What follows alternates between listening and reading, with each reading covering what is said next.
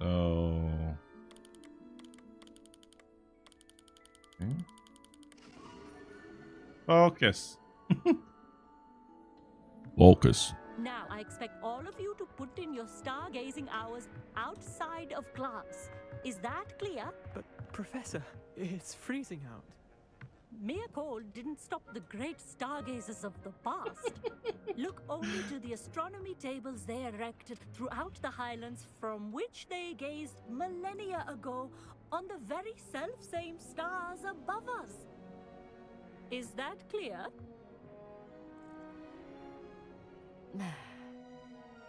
Dismissed.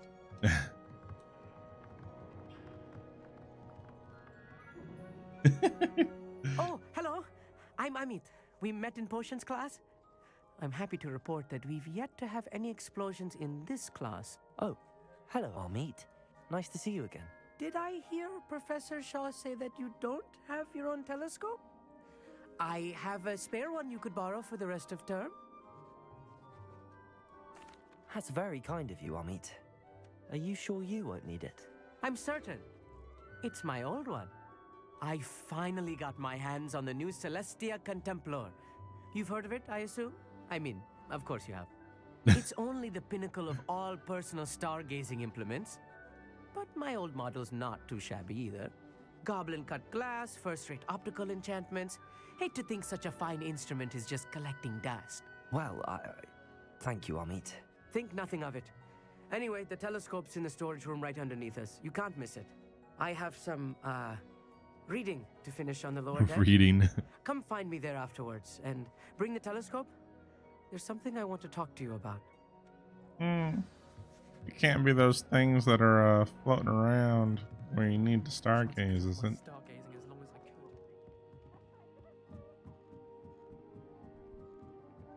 could. Alright, down we go. Ah! Did I already get it? It says in the storage room.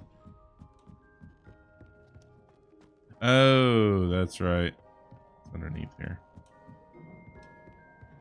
This was his old telescope. Looks practically brand new. A pristine night. Professor Shah, I'm interested in learning more about astronomy. It is increasingly rare to find a student who seeks after things celestial of their own accord. But if you truly desire to chart the courses of the cosmos, you must rid your mind of the terrestrial babble of others. We ourselves are not unlike blank star charts, you know? Empty canvases waiting to be inscribed with all that the universe has to offer. Do you understand? Am I right in thinking you are unimpressed by divination? Of the many other so-called disciplines taught here, divination is perhaps the most feeble, especially in its nonsensical practice of astrology. Do not confuse astronomy and astrology. One is concerned with mysteries stellar and lunar, the other is mere lunacy. You mentioned astronomy tables earlier in class. What were you talking about? Long ago, devotees of the astral arts set up stone slabs across the countryside. They are ideal for studying constellations near and far. For centuries, wizards made use of these astronomy tables for stargazing. Sadly, they have since become mere monuments to the intrepid intellectual pursuits of a bygone epoch. Thank you, Professor. I look forward to stargazing. I am glad to hear it. Should be a stellar night for it. So you say.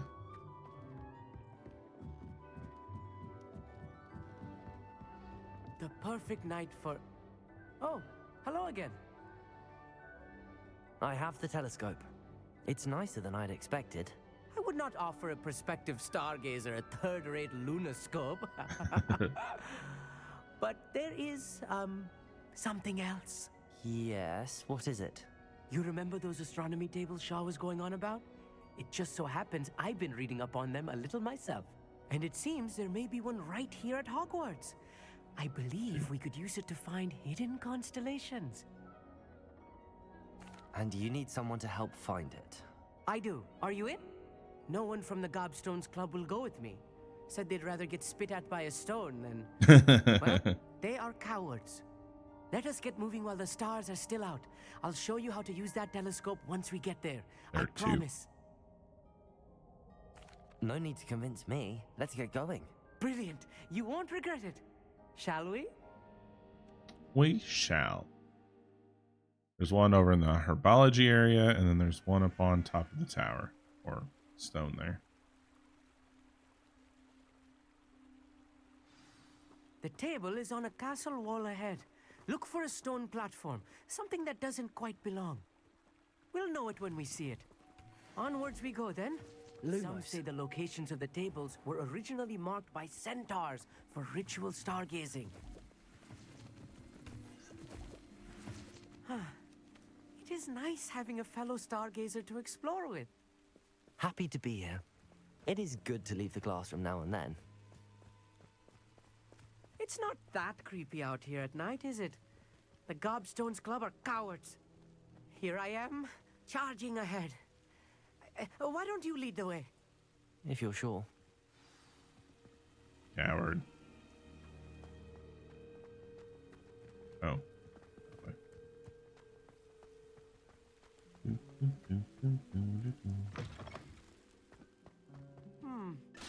A little foreboding. A few cobwebs and some dust. Nothing to be concerned about. Oh, of course. It's just not as Lumos. tidy as I expected.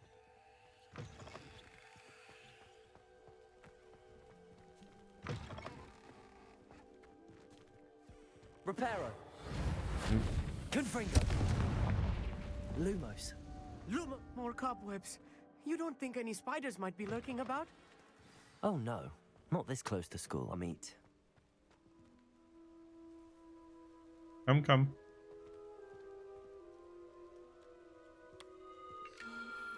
The constellation should appear near the center of your view.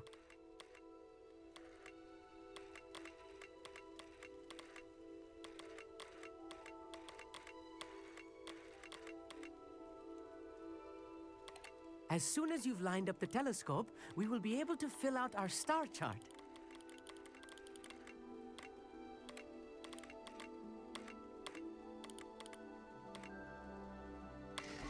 There we go.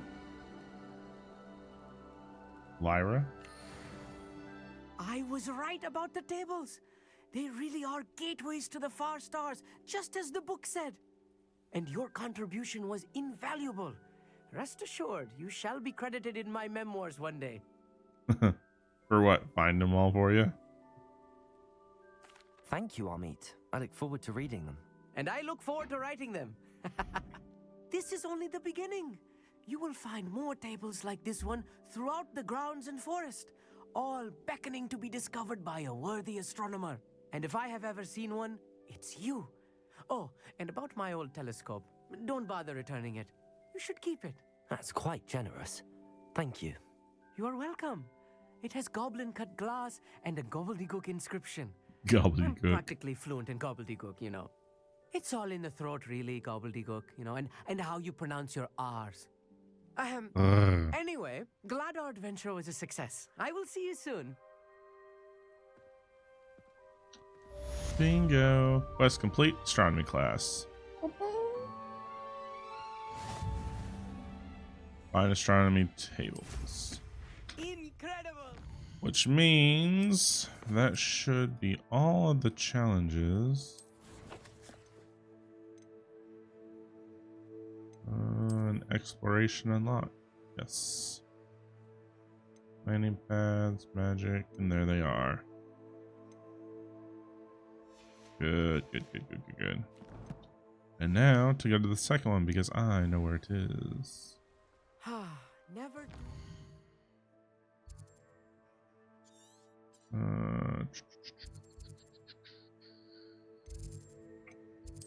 Hogwarts.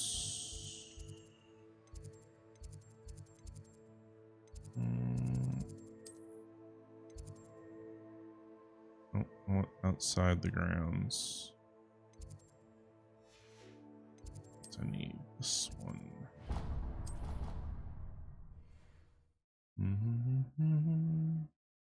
Bum, bum, bum.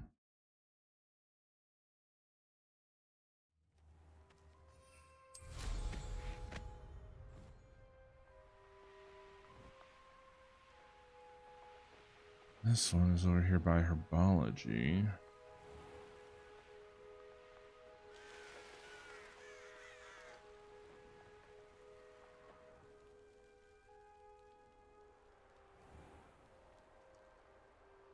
Where'd it go? No, it's over here. Revelio. There it is. What am I on? There it is. Knowing a meat, he's likely studied here.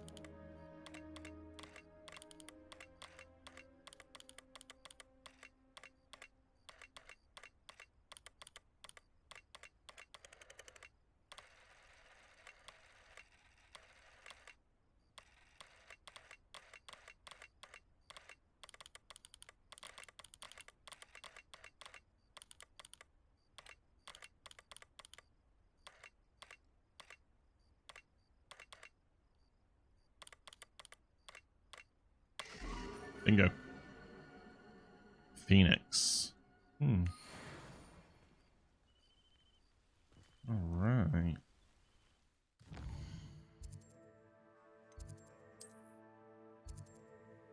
In the shadows of the bloodline?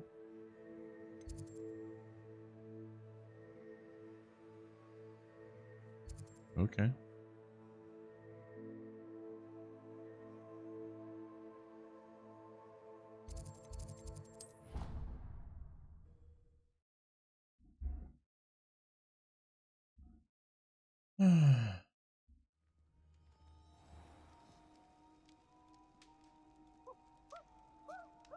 We don't buy views here.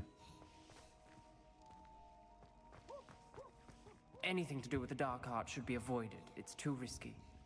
Anything to do with Salazar Slytherin is worth the risk. I can't agree. And I'll not say a word more.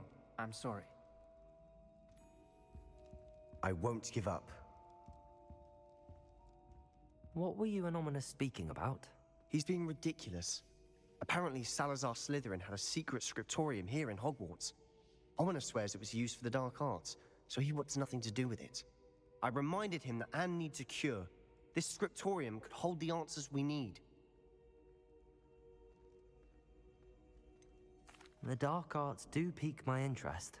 There's more to dark magic than people realize. The Gaunts know this better than most. Perhaps I've spoken out of turn. Ominous's family history is personal to him.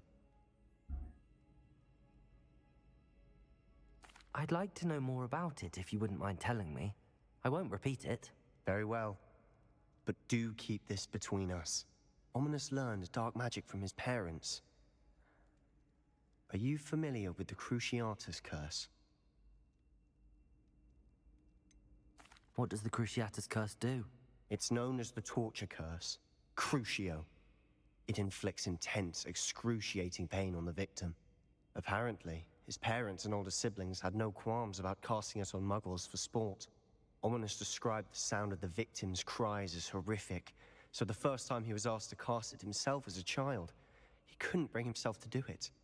As punishment, his family cast it on him.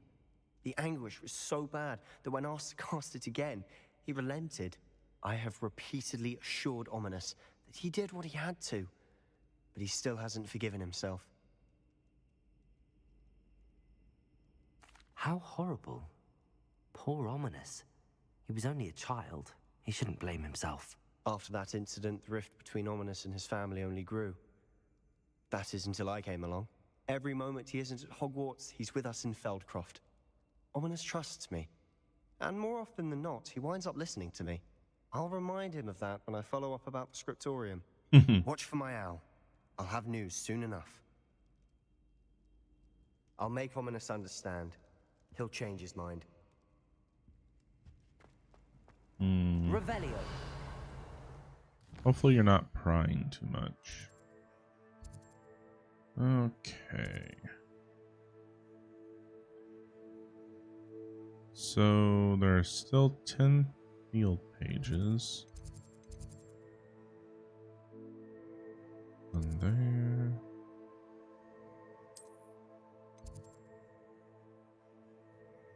Trophy room sure has some. Grand staircase. Alright, let's see. Hogsmeade.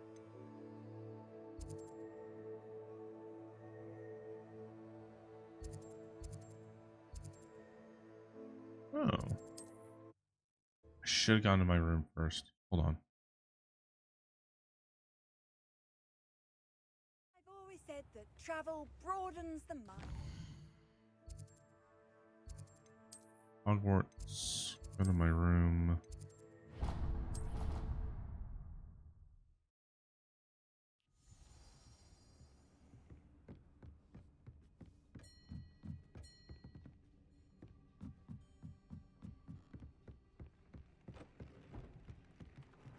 Identify. Hey, get an awesome gaming. I'm just gonna call you Awesome. How you doing, Awesome?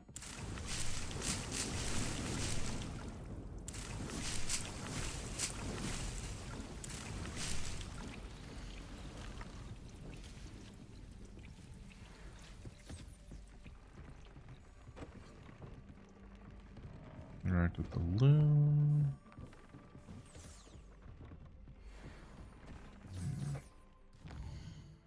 Did I get anything new?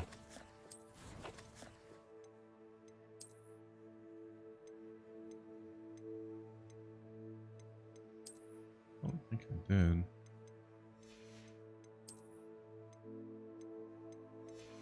Check on all my gear before I go. That way I can sell when I get there.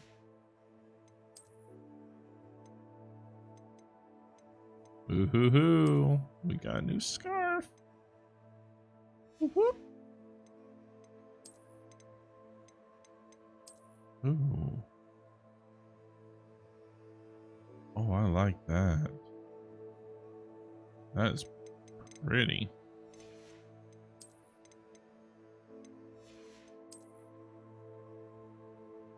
This one else does anyways. Unless you want me to call you something else, I can. I'll do my best to remember. On my dad's roof.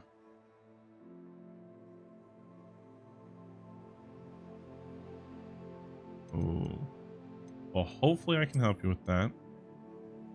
I personally am not afraid of heights, but I do understand it. I was just lucky. We used to have we went to a outdoors camp in 8th grade. We had to climb a 32-foot telephone pole and turn ourselves around and then jump off onto a trapeze. Now we were tethered, of course. But out of everybody that was there, and keep in mind, I'm a big boy, as you can tell. I'm pretty big. I was probably about 250 when I was in 8th grade. But I was the fastest one up there, and I was the fastest one to turn around and jump for that trapeze.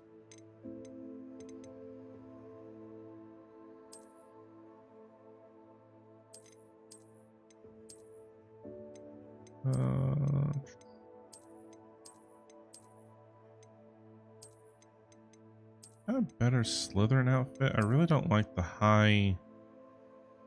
Ooh. For one closed. That's too much. That is too much. I want to keep the Slytherin look.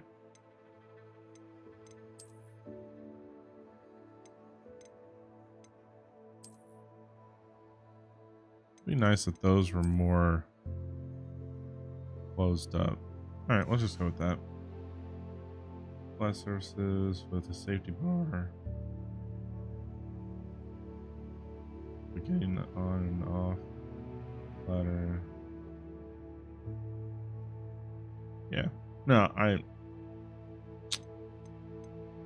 I gotcha. My brother was explaining this the other day. So he was in the military. He was a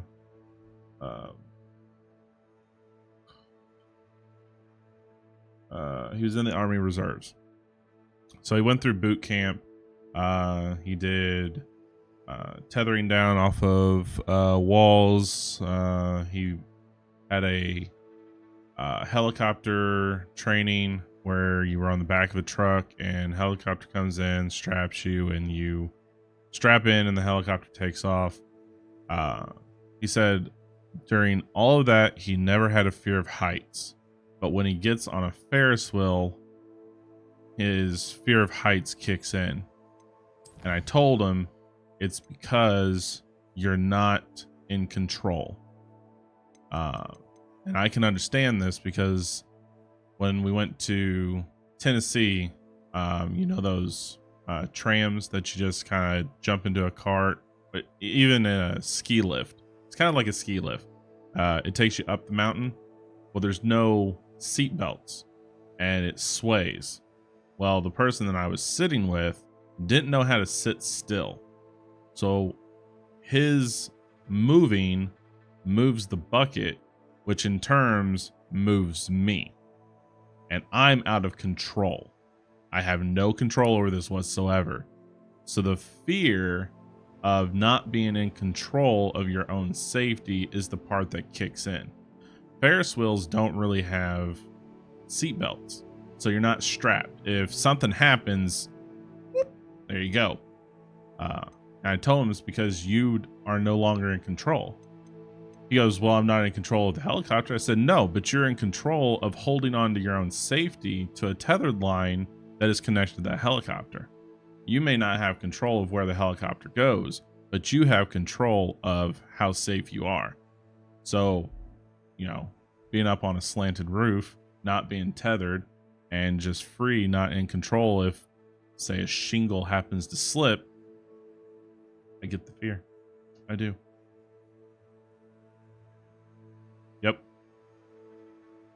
And that's the first time I had ever had a fear of heights. Now, I didn't panic, but it was the fear of not having control. That's what it was. As long as I had control and as long as I knew I was safe, the fear of heights isn't there. But as soon as you take that away, it's there. So, I understand. Awesome. I feel for you.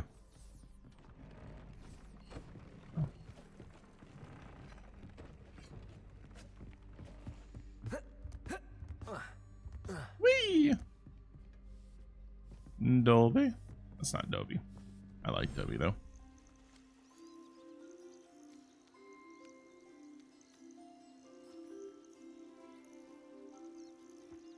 Yep.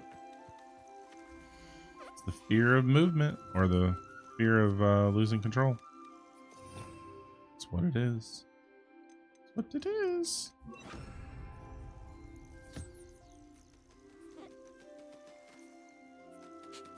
Pet the moon calf. Pet the moon calf.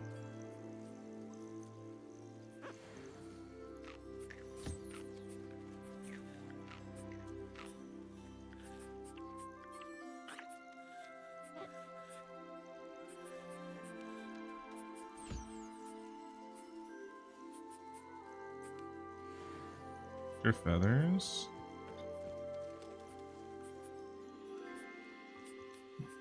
I love the nifflers. I want a niffler. I really want one.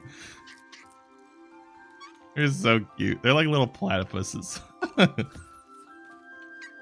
got a blue one floating around here. I have named him Perry. Oh yeah, there. You are Perry.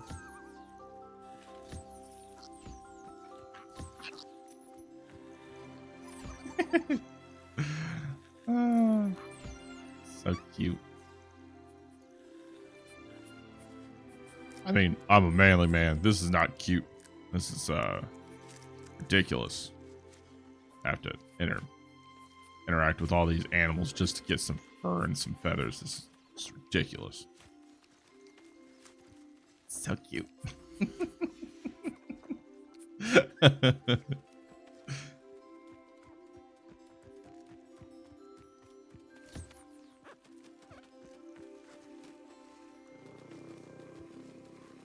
It purrs. It purrs. What the hell?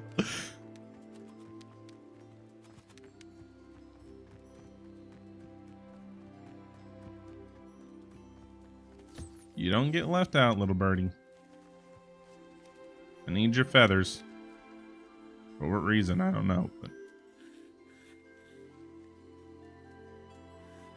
I've got other species, but I can't add them yet.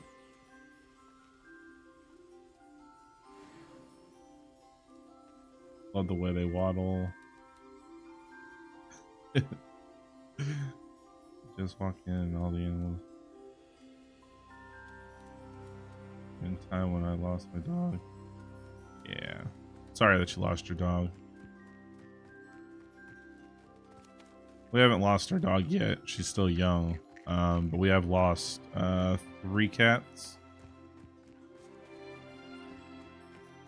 Mainly because we keep adopting old cats. Is really the reason why.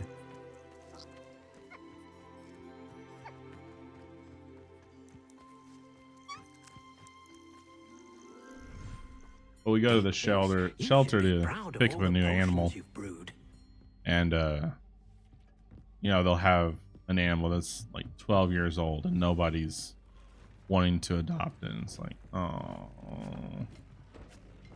don't do that. 'Cause now I don't want to sit there and have that animal die in a cage.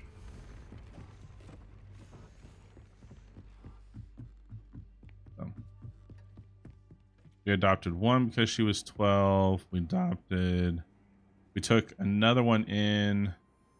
That was 11 because his owner died. No. Yeah, his owner died, which was actually my wife's aunt. And then the latest one we got, her owner died as well, so we took her in.